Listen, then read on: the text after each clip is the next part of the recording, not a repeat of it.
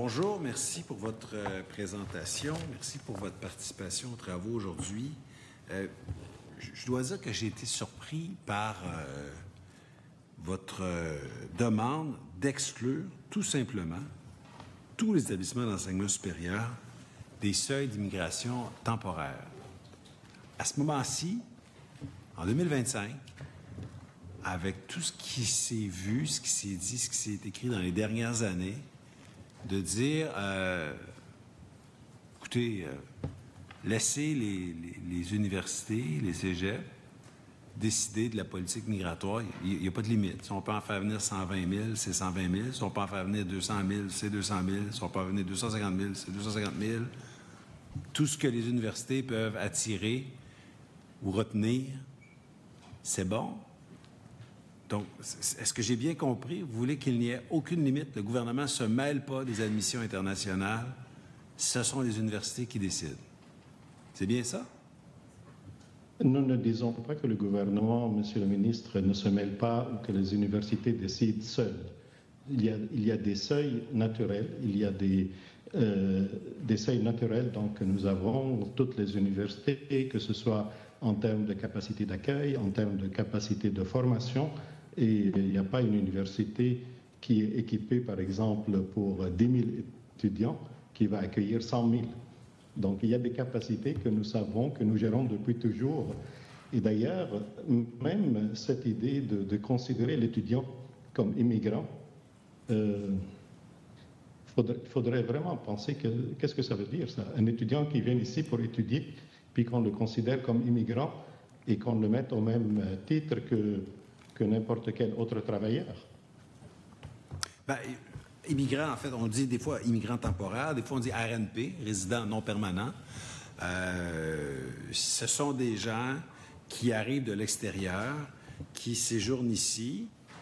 On les qualifie de temporaires. Certains veulent de permanent, d'autres repartent. Mais si chaque fois qu'il en part un, il en arrive un, bien, il y a de manière permanente quelqu'un dans les étudiants. Comme en ce moment, on est autour de 120 000 étudiants étrangers. On peut bien les qualifier de résidents non permanents ou d'immigrants temporaires, on est autour de 120 000. Si à chaque fois qu'il en part un, il en arrive un, il a beau être là de manière permanente, l'occupation du territoire temporaire est permanente. Donc, on avait bien compris, vous souhaitez sous une espèce de libre marché, ce serait les universités autant qu'ils peuvent en admettre. Vous dites, bien, faites-vous-en pas, il y a une espèce de respect naturel de la capacité d'accueil. Je vais vous soumettre que dans les 10 dernières années, on est passé de 50 000 à 120 000 étudiants étrangers avec cette espèce de libre marché. Et en même temps, cégep et universités remplissent leurs classes et disent au gouvernement, hey, on a besoin d'argent au PQI, on a besoin de plus de locaux, on a besoin d'agrandir nos installations, on a besoin de nouvelles classes. Donc, j'ai comme l'impression que la machine s'emballe. S'il n'y a pas de couvercle sur la marmite, les universités vont en démarcher, vont en faire venir, vont nous dire que leurs classes sont pleines, vont demander au gouvernement des sommes, des millions, des milliards pour agrandir, pour après ça en faire venir davantage. Écoute, on a joué dans ce film-là depuis 10 ans, monsieur. Oui, monsieur, vous avez tout à fait raison, monsieur le ministre. Ça a doublé et ça, c'est surtout grâce à la réussite des stratégies gouvernementales qui recrutaient grandement et qui nous invitaient à les recruter. Donc, je ne voudrais pas blâmer le ministère des Affaires internationales ou les autres organismes gouvernementaux qui nous amenaient dans les délégations du Québec et dans d'autres pays pour nous dire « venez recruter dans tel pays partenaire ou dans tel pays partenaire ». C'était la politique du Canada, la stratégie d'internationalisation du Canada qui a commencé en 2014 et même la stratégie du Québec. Moi-même, j'ai participé il n'y a pas longtemps, en fait, oui, il y a peut-être maintenant un an, à une activité ici même à Québec où le ministère nous demandait comment recruter plus d'étudiants. Donc, ce que je dis, c'est que nous ne pouvons pas recruter plus que notre capacité, mais de nous imposer déjà, par exemple, un quota, puis après de retarder tout ce qui est obtention de CAQ, puis au niveau du Canada, l'obtention du permis, aujourd'hui, on ne remplit même pas le quota. Bien, de ne pas remplir le quota, de ne pas réussir à attirer les étudiants en fonction de cibles nationales établies après débat, c'est un enjeu, je vous l'accorde. Par contre, dire qu'il n'y a aucune limite, là, je vous le dis, l'orientation gouvernementale est de trouver une cible qui est raisonnable, qui nous permet d'attirer des talents internationaux, qui nous permet de maintenir une capacité de recherche. Ça, on en est, mais de dire qu'il n'y a pas de limite, je vous le dis, on n'est pas là. Trouvons ensemble le meilleur équilibre. D'autant plus que, je pense, même dans votre mémoire, vous reconnaissez que le taux d'inoccupation en Outaouais est très, très bas.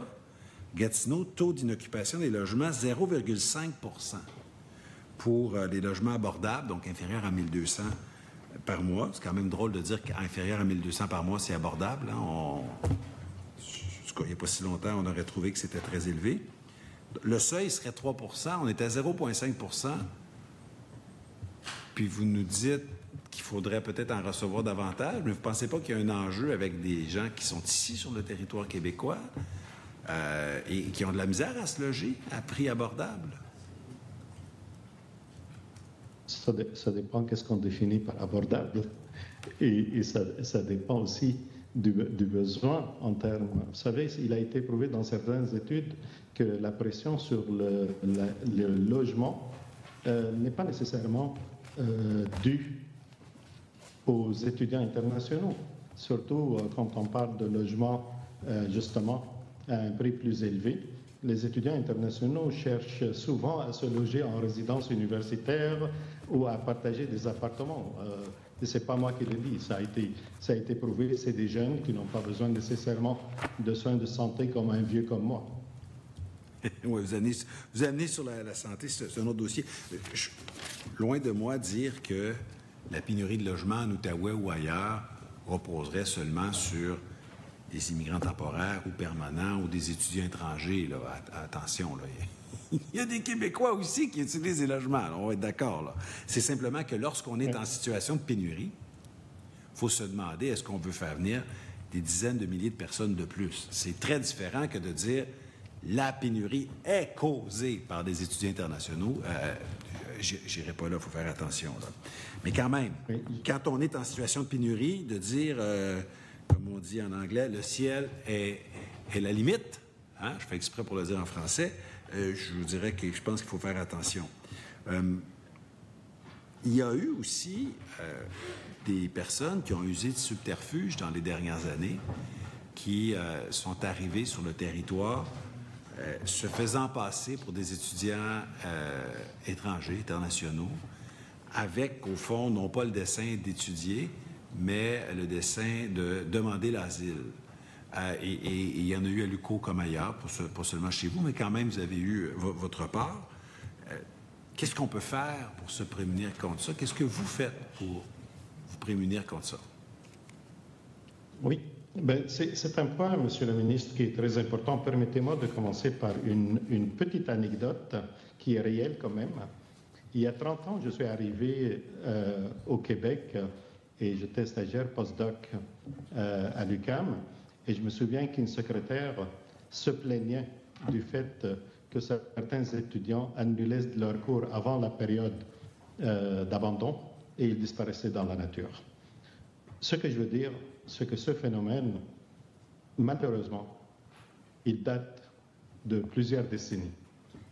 C'est bien qu'on s'y adresse maintenant. À l'Université du Québec, en Outaouais, en fait, comme toute autre université, nous n'avons pas sur l'étudiant quand il arrive au pays. Nous le voyons quand il se présente chez nous. Et c'est beaucoup, vous le savez comment ça arrive au Canada. Ils ont le papier. Nous contrôlons l'admission, la lettre d'admission. Nous collaborons avec IRCC, donc le ministère de l'Immigration du Canada, pour vérifier ou valider la lettre d'admission. Et nous remercions beaucoup le gouvernement du Québec maintenant parce que la lettre d'admission mentionne une université, un établissement, puis et je pense qu'on était parmi les précurseurs d'avoir ce genre de lettres. Mais quand la personne arrive à l'aéroport, nous ne le voyons pas. Et la personne peut arriver effectivement à l'aéroport, obtenir son entrée, et disparaître dans la nature, malheureusement. Donc, c'est une question, je pense, qui fait partie de l'immigration illégale internationale sur laquelle l'université n'a pas de contrôle, que ce soit l'UQO ou n'importe quelle autre université.